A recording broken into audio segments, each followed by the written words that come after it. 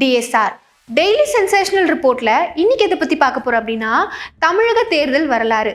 நான் ஏன் தமிழக தேர்தல் வரலாறுன்னு சொல்றேன் அப்படின்னா, எந்த வருஷமும் எந்த எலெக்ஷன்லயும் நடக்காத வாக்கு சதவீதம் இந்த எலெக்ஷன்ல நடந்திருக்கு.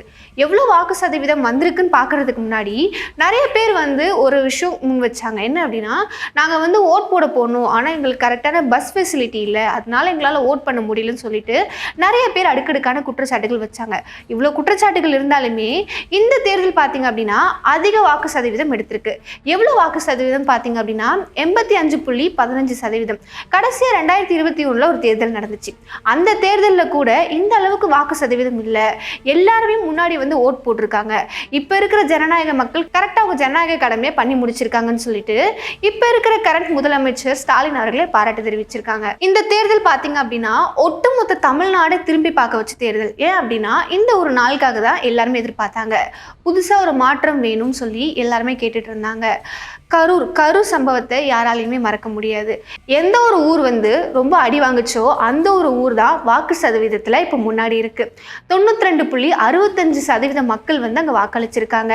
இது பலரையுமே வியப்படைய வச்சிருக்கு.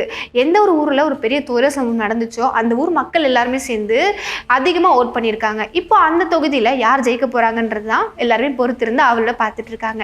அதே மாதிரி கன்னியாகுமரி மக்கள் பார்த்தீங்க அப்படின்னா 75.63% பேர் தான் அங்கே வாக்களிச்சிருக்காங்க. இருக்கிறதுல கம்மியான வாக்களிப்பு பார்த்தீங்க அப்படின்னா கன்னியாகுமரியில தான் இருக்கு. இருக்கிறதுலே அதிகமான வாக்கு சதவீதம் பார்த்தீங்க அப்படின்னா கரூர்ல தான் இருக்கு. கரூர்ல தான் 90% மேல வாக்குகள் தாண்டி இருக்கு. எல்லாருமே ஒரு மாற்றம் வேணும்னு எதிர்பார்த்தாங்க. அதே மாதிரி எலெக்ஷன் டேட் அன்னைக்கு பார்த்தீங்க அப்படின்னா இந்த கட்சிக்கு சப்போர்ட் பண்ணி ஒரு சில ட்ரெஸ் கோட் ஆகட்டும், ஒரு சில இன்டைரக்டான விஷயத்தை அவங்க எக்ஸ் தளத்திலே பகிர்ந்ததை நம்ம பார்த்துருப்போம்.